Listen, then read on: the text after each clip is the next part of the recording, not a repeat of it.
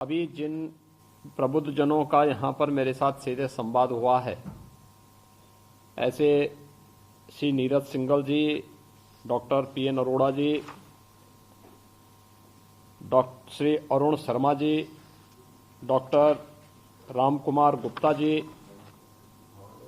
श्री अरुण लाद जी, श्री दीपक गुप्ता जी, श्रीमती शैली साहनी जी और मेरे साथ आज पश्चिमी उत्तर प्रदेश से जुड़े हुए चैम्बर ऑफ कॉमर्स, लघु उद्योग भारती और अन्य संस्थाओं से जुड़े हुए सभी उद्यमी और प्रबुद्धजन, मैं सबसे पहले आज के इस आत्मनिर्भर उत्तर प्रदेश की संकल्पना के साथ जुड़ने के लिए मैं आप सबका हृदय से अभिनंदन करता हूं।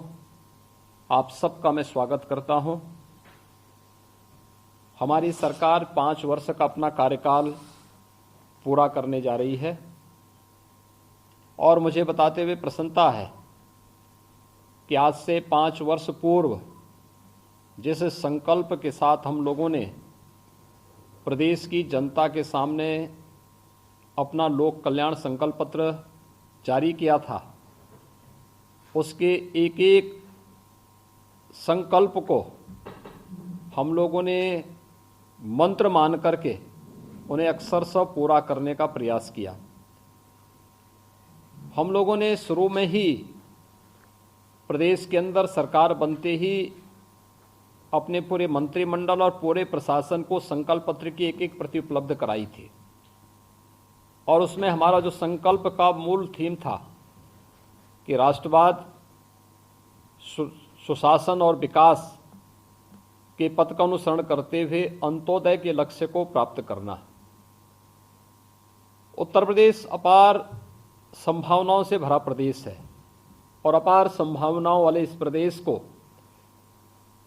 प्रदेश की सुरक्षा और समृद्धि के साथ जोड़ते हुए प्रदेश की 25 करोड़ आबादी के जीवन में खुशहाली लाना, ये हम सबका ध्येय होना चाहिए और इसी को लेकर के हम लोगों ने कार्य करना प्रारंभ किया था।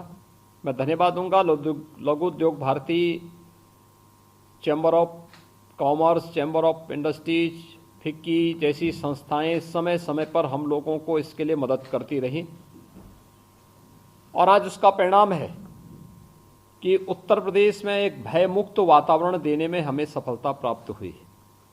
उत्तर प्रदेश की कानून व्यवस्था आज के दिन पर देश के अंदर एक नजीर मानी जा रही है। पश्चिमी उत्तर प्रदेश का ये क्षेत्र कभी पलायन के लिए कुख्यात था। किराना का पलायन, मुजफ्फरनगर और सहारनपुर के दंगे, मेरठ और बुलंदशहर का उपद्रव, गाजियाबाद और गौतम बुद्ध नगर जनपद में जो अपहरण की घटनाएं घटित होती थीं, उसके माध्यम से फिरौतियां वसूली जाती थीं, ये किसी से छुपा हुआ नहीं है। लेकिन आज इन 5 वर्षों में हमारे सभी उद्यमियों और व्यापारियों ने देखा होगा और वहां के आम नागरिकों ने भी महसूस किया होगा कि वहां पर आज के दिन पर पलायन नहीं होता। जो लोग पलायन कर चुके थे वे वापस अपने घरों में आ रहे हैं। हाँ, अपराधी और पेशेवर माफिया उत्तर प्रदेश से पलायन करते हैं। पहले पुलिस आगे भागती थी और उनको इसी उत्तर प्रदेश में पेशेवर माफिया और अपराधी दौड़ाते थे, क्योंकि सत्ता का संरक्षण माफिया और आपराधिक प्रवृत्ति के तत्वों को प्राप्त था, इन दंगाइयों को प्राप्त था। लेकिन आज दंगाई भागता है, पुलिस उसको दौड़ाती है, प्रदेश छोड़ने के लिए मजबूर करती है। ये वही प्रदेश है जिस प्रदेश में मुजफ्फरनगर के दंगों के दंगाइयों को 5 यानी आज से 7 वर्ष पहले प्रदेश के मुख्यमंत्री के द्वारा अपने घर में बुला करके सम्मानित किया जाता है। आज वही दंगाई अपनी जान की भीख मांगते हुए फिरते हैं। ये वही प्रदेश है जिसमें 5 वर्ष में कोई दंगा नहीं हुआ। ये वही प्रदेश है जिसमें कोई अपहरण की वारदात नहीं घटित हुई और ये वही प्रदेश है जिसमें हमने भयमुक्त वातावरण देकर के न केवल उद्यमियों को बल्कि प्रदेश के प्रत्येक नागरिक को भी एक बेहतर वातावरण देने का कार्य किया है। तो साथ साथ प्रदेश की माताओं और बेटियों को भी सुरक्षा का एक बेहतर वातावरण देकर के बहुत सारे परिवार पश्चिमी उत्तर प्रदेश में ऐसे थे, एनसीआर रीजन में ऐसे थे, जिन्हें अपनी बेटियों को असुरक्षा के माहौल में दूर अपने रिश्तेदार के यहाँ या हॉस्टल में उन बेटियों को भेजना पड़ा था। लेकिन आज मैं कह सकता हूँ कि प्रदेश की बेटियाँ प्रदेश में ही रह करके वे यहाँ पर उन बेटियों को पढ़ा सकती हैं। मुझे याद है जब शुरू में हमारी सरकार बनी थी 2017 में, तो किराना के प्लान का एक व्यापारी मेरे पास आया था और उस समय उसने अपनी पीड़ा मुझे बताई थी। मैंने उन्हें फिर इस बात का उस समय आग्रह किया था कि आप वापस आइए, आपके को हम बेहतर सुरक्षा देंगे। उन्हें विश्वास नहीं होता था। मुझे प्रसन्नता है कि मेरी बात को बाद में उन्हें विश्वास हुआ जब हमारी सरकार की कार्य पद्धति को उन्होंने देखा। वो उद्यमी वापस किराना में आए। अभी 3 माह पहले मैं स्वयं किराना गया था। मुझे प्रसन्नता है कि उसी किराना में जहां पलायन हो रहा था वहां फिर से उद्यम वापस फिर से फल फूल रहा है। पेट्रोल पंप लग रहे हैं, बड़े बड़े मॉल बन रहे हैं। और मैं उस परिवार में मिलने के लिए गया था। मैंने इस परिवार से पूछा था, मैंने कहा आज आपको कोई दिक्कत तो नहीं? उन्होंने कहा नहीं।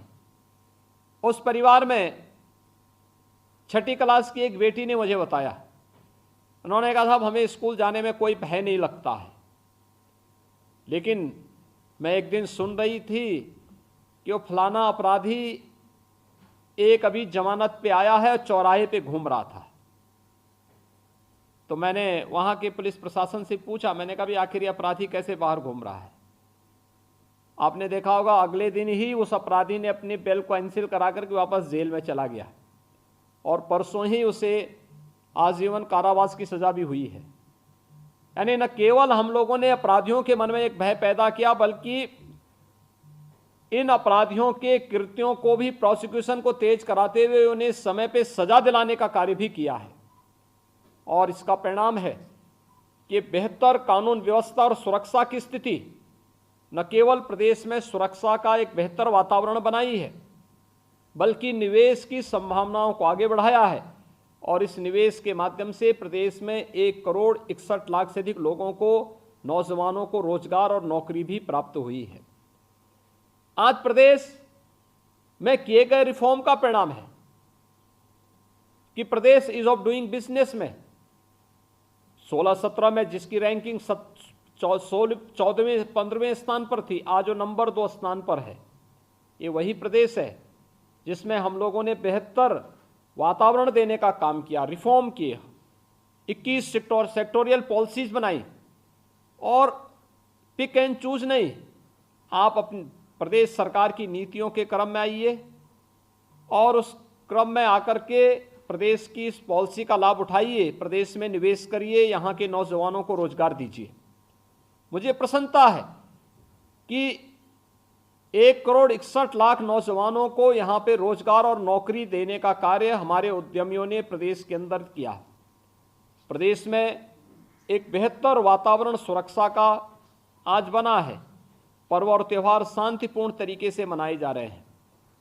प्रदेश में प्रदेश की एक छवि को पूरे देश ने स्वीकार किया है। और प्रदेश का जो परसेप्शन था, लोग मानते थे उत्तर प्रदेश का मतलब जहां विकास नहीं हो सकता, उत्तर प्रदेश का मतलब जहां पर लोगों का विकास में रुचि नहीं है। लेकिन आज वही उत्तर प्रदेश देश के अंदर केंद्र सरकार के द्वारा संचालित 50 योजनाओं में अग्रणी भूमिका का निर्वहन करके देश को लीड कर रहा है। उत्तर प्रदेश की बदलती हुई तस्वीर एक नए उत्तर प्रदेश के बारे में कहती है, जिस उत्तर प्रदेश में भयमुक्त वातावरण में, दंगा मुक्त वातावरण में, बेहतर निवेश की संभावनाओं के साथ रोजगार का सृजन करते हुए हम लोगों ने इस कार्यक्रम को आगे बढ़ाने का कार्य किया है। प्रदेश, जिस उत्तर प्रदेश के बारे में कहा जाता था उत्तर प्रदेश कुछ नहीं कर पाएगा, हमने उस परंपरागत थ्योरी को बदला है। हमने कहा उत्तर प्रदेश सब कुछ कर सकता है। और सब कुछ करने का मतलब 1947 से 2017 70 वर्षों में जिस उत्तर प्रदेश में 1.5 एक्सप्रेसवे बने थे, आज वही उत्तर प्रदेश 7 नए एक्सप्रेसवे के साथ उत्तर प्रदेश के बेहतरीन दुनिया के वर्ल्ड क्लास इंफ्रास्ट्रक्चर के साथ आज आ रहा है। पूर्वांचल एक्सप्रेसवे लखनऊ से पूर्वी उत्तर प्रदेश को गाजीपुर और वाराणसी को जोड़ने के लिए बन करके तैयार हो चुका है। प्रधानमंत्री जी ने अभी 3 माह पहले इसका उद्घाटन भी किया है। बुंदेलखंड एक्सप्रेसवे हमारा लगभग बन करके तैयार होने जा रहा है। गोरखपुर लिंक एक्सप्रेसवे लगभग 40% कार्य पूरा हो चुका है। दिल्ली मेरठ 12 लेन का एक्सप्रेसवे अभी 1 महीने पहले इसका लोकार्पण हो चुका है। गंगा एक्सप्रेसवे प्रधानमंत्री जी ने अभी 2 माह पहले इसका शिलान्यास किया है। यह मेरठ को प्रयागराज से जोड़ेगा और बलिया लिंक एक्सप्रेसवे तथा लखनऊ कानपुर एक्सप्रेसवे पर कार्य भी युद्ध स्तर पर आगे बढ़ रहा है। ये 7 नए एक्सप्रेसवे के साथ साथ उत्तर प्रदेश ने अपनी सभी इंटर स्टेट कनेक्टिविटी को 4 लेन के साथ जोड़ने का कार्य किया है। हमारी नेपाल के साथ जुड़े हुए बिहार, झारखंड, छत्तीसगढ़, मध्य प्रदेश, राजस्थान, उत्तराखंड, हरियाणा या फिर दिल्ली से जो भी हमारी कनेक्टिविटी होगी, सड़क कनेक्टिविटी को हम लोगों ने 4 लेन के साथ जोड़ने का कार्य किया है। हर जिला मुख्यालय 4 लेन के साथ जुड़ेगा। हर तहसील मुख्यालय और विकासखंड मुख्यालय भी 2 लेन के साथ जुड़ेगी। प्रदेश के अंदर एक बेहतरीन कनेक्टिविटी देने के साथ ही हम लोगों ने मेट्रो की सुविधा भी प्रदेश के अंदर दी है। मुझे याद है 2017 के पहले गाजियाबाद के कुछ हिस्सों में और नोएडा में भी थोड़ी बहुत मेट्रो की सुविधा थी, लेकिन आज प्रदेश के अंदर गाजियाबाद में इसका विस्तार किया गया है, नोएडा, ग्रेटर नोएडा में विस्तार किया गया है, लखनऊ में, कानपुर में नई मेट्रो का संचालन हो चुका है, आगरा में मेट्रो पर तेजी के साथ कार्य चल रहा है। प्रदेश के अंदर एयर कनेक्टिविटी को भी और बेहतर करने का कार्य किया गया है। देश की पहली रैपिड रेल दिल्ली मेरठ के बीच में 32,000 करोड़ रुपए की लागत से युद्ध स्तर पर कार्य चल रहा है और हमारा प्रयास होगा कि नवंबर 2023 तक हम इसका संचालन करवा लें। प्रदेश के अंदर एयर कनेक्टिविटी 2017 के पहले उत्तर प्रदेश में मात्र 2 एयरपोर्ट फंक्शनल थे। आज उत्तर प्रदेश में 9 एयरपोर्ट वर्तमान में क्रियाशील हैं, जिसमें प्रदेश और देश के 75 गंतव्यों तक आसानी से वायु सेवा का आनंद लिया जा सकता है। हम लोग वर्तमान में 11 नए एयरपोर्ट पर कार्य कर रहे हैं और यही नहीं, उत्तर प्रदेश आने वाले समय में 5 इंटरनेशनल एयरपोर्ट का पहला स्टेट होगा। एशिया का सबसे बड़ा एयरपोर्ट जेवर में हम लोग बना रहे हैं। कुशीनगर का एयरपोर्ट फंक्शनल हो चुका है। अयोध्या में एक इंटरनेशनल एयरपोर्ट बन रहा है। लखनऊ और वाराणसी की एयरपोर्ट पहले से क्रियाशील है। अलग पूरे प्रदेश में हमने वायु कनेक्टिविटी को भी बेहतर करने का कार्य किया है। मेडिकल क्षेत्र में भी ये वही उत्तर प्रदेश है जहां की स्वास्थ्य सेवाओं को हमेशा प्रश्न खड़ा होता था। आज हम सब जानते हैं कि 1947 से 2017 तक उत्तर प्रदेश में केवल 12 गवर्नमेंट मेडिकल कॉलेज बन पाए थे। आज हम लोग उत्तर प्रदेश में 33 नए गवर्नमेंट मेडिकल कॉलेज बना रहे हैं और ये 33 में से भी हम लोग 17 तो क्रियाशील कर चुके हैं, यानी इन पर इसमें प्रवेश भी प्रारंभ हो चुके हैं। शेष पर युद्ध स्तर पर कार्य प्रारंभ हो रहा है। उत्तर प्रदेश की ये जो इंफ्रास्ट्रक्चर को बढ़ाने की व्यवस्था है, यह भी हम लोगों ने इन 5 वर्षों के अंदर प्रदेश की नई कार्य पद्धति को दिखाते हुए प्रदेश के प्रत्येक नागरिक के जीवन में परिवर्तन लाने के उद्देश्य से किया। उत्तर प्रदेश में पावर की सप्लाई आप सब जानते हैं। उत्तर प्रदेश से आप जुड़े हैं, आप अपने आप में एक व्यक्ति नहीं, अपने आप में एक संस्था है। आपके साथ स्वयं भी हजारों लोग जुड़े हुए हैं। आपने उनकी दिनचर्या को देखा होगा। विद्युत के अभाव में उनके कार्य पद्धति पर पड़ने वाले प्रतिकूल प्रभाव को भी महसूस किया होगा। लेकिन आज बिना भेदभाव के 24 घंटे की विद्युत की आपूर्ति उत्तर प्रदेश में हम लोग कर रहे हैं। पहले यही उत्तर प्रदेश था जिसमें 2 घंटे 4 घंटे बामुश्किल बिजली मिलती थी और कब बिजली आएगी कोई पता नहीं था। लेकिन ये आज उत्तर प्रदेश में हम 24 घंटे बिजली की आपूर्ति कर रहे हैं। हर घर नल की योजना में अब तक 30,000 गांवों में पानी की व्यवस्था हम लोग घर घर नल तक कर रहे हैं और इसको हम लोग शीघ्र 50,000 गांवों तक पहुंचाने की कार्रवाई को आगे बढ़ा रहे हैं। स्मार्ट सिटी मिशन में कार्य करने का हो या अमृत योजना के अंतर्गत नगरीय क्षेत्रों में बुनियादी सुविधाओं का विस्तार करने का हो, ग्रामीण क्षेत्र में बैंकिंग सेवाओं के विस्तार का हो, प्रदेश के परंपरागत उद्यम एमएसएमई को प्रदेश के अंदर 1 डिस्ट्रिक्ट 1 प्रोडक्ट के नाम पर बढ़ा करके इसको तकनीक के साथ जोड़ने, इसको मार्केट के साथ जोड़ने, इसको बेहतरीन सुविधाओं से युक्त करके इसके प्रमोशन का हो, ये सभी कार्य प्रदेश के अंदर व्यवस्थित रूप में किए गए और हमें बताते हुए प्रसन्नता है ये वही उत्तर प्रदेश है आज इसमें dedicated freight corridor, eastern and western dedicated freight corridor का जंक्शन भी उत्तर प्रदेश के अंदर ही मिलता है। उत्तर प्रदेश में फिल्म सिटी का, इंटरनेशनल फिल्म सिटी का निर्माण कार्य भी हमारे युद्ध स्तर पर आगे बढ़ रहा है। उत्तर प्रदेश में मेडिकल डिवाइस पार्क भी हम लोग पश्चिमी उत्तर प्रदेश में बनाने जा रहे हैं। उत्तर प्रदेश में प्लास्टिक पार्क के निर्माण की कार्रवाई चल रही है, टॉय पार्क के निर्माण की कार्रवाई चल रही है। उत्तर प्रदेश में फार्मा पार्क के निर्माण की कार्य को भी हम युद्ध स्तर पर आगे बढ़ा रहे हैं। और न केवल हम लोगों ने सामान्य दिनों में यहां पर बेहतरीन निवेश की संभावनाओं को आगे बढ़ा करके इन्वेस्टमेंट को आगे बढ़ाया है, बल्कि कोरोना कालखंड में भी 66,000 करोड़ रुपए के निवेश प्रस्ताव को हम लोगों ने प्रदेश के अंदर लाने में सफलता प्राप्त की। देश का पहला डिस्प्ले यूनिट उत्तर प्रदेश में लगती है कोरोना कालखंड के दौरान। ये आप सभी उद्यमियों के द्वारा जो एक बेहतरीन वातावरण निवेश का प्रदेश के बारे में बनाया गया, उसका परिणाम है कि देश के अंदर अगर निवेश के कोई 2 गंतव्य चुनने होंगे उसमें से उत्तर प्रदेश एक होगा। और हर देश और दुनिया का बड़ा उद्यमी और निवेशक उत्तर प्रदेश में निवेश करना चाहता है, इसलिए क्योंकि उत्तर प्रदेश ने कानून का राज होगा ही नहीं बल्कि है, यह एक संकल्प लिया और उस संकल्प के साथ सबको जोड़ने का कार्य किया है। मुझे प्रसन्नता है कि आज आप सभी लोग उत्तर प्रदेश सरकार के इन कार्यों के साथ जुड़े हुए हैं। मैं आभारी हूं आप लोगों का। उत्तर प्रदेश के लिए एक सकारात्मक वातावरण बनाने के लिए आप लोगों ने जो रुचि ली, जो बातें मेरे सामने आई हैं कि चैम्बर ऑफ कॉमर्स के साथ, चैम्बर ऑफ इंडस्ट्रीज के साथ, प्रदेश के उद्यमियों के साथ मुख्यमंत्री की बैठकें निरंतर होनी चाहिए, मेरी भी हार्दिक इच्छा है।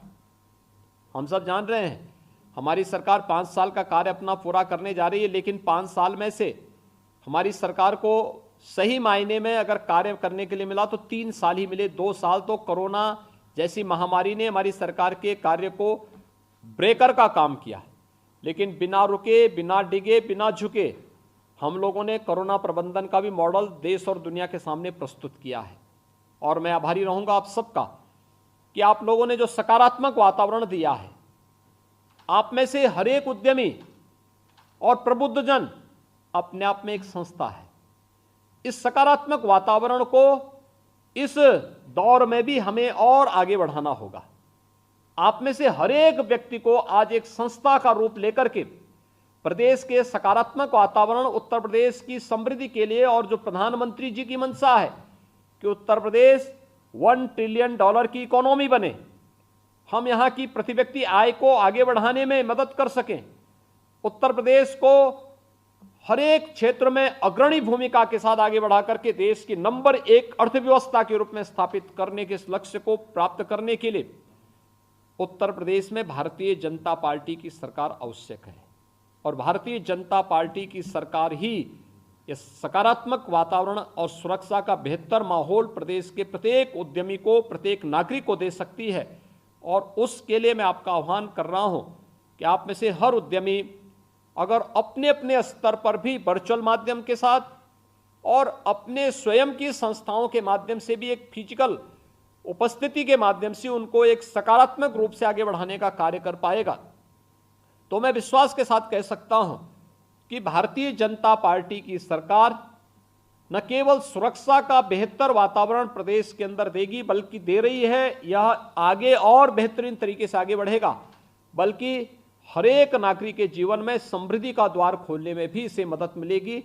और इसके लिए आप सबका सकारात्मक सहयोग की मैं अपेक्षा करता हूं और विश्वास के साथ कह सकता हूं कि 10 मार्च 2022 को जब उत्तर प्रदेश विधानसभा चुनाव के परिणाम आएंगे, तो उत्तर प्रदेश विधानसभा चुनाव के परिणाम 10 मार्च को एक बार फिर से प्रचंड बहुमत के साथ आपकी अपनी सरकार उत्तर प्रदेश के अंदर आती हुई दिखाई दे, जो प्रदेश के अंदर निवेश और रोजगार की भारी संभावनाओं को आगे बढ़ाने में अपना योगदान दे सके।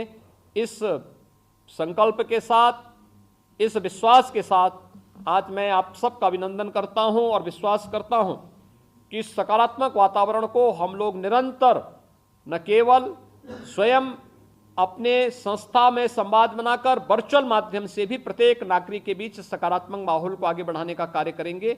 मैं आपको सुरक्षा और समृद्धि के इस अभियान को और मजबूती के साथ आगे बढ़ाने का पूरा आश्वासन देता हूं और पूरा विश्वास भी व्यक्त करता हूं। धन्यवाद। जय हिंद।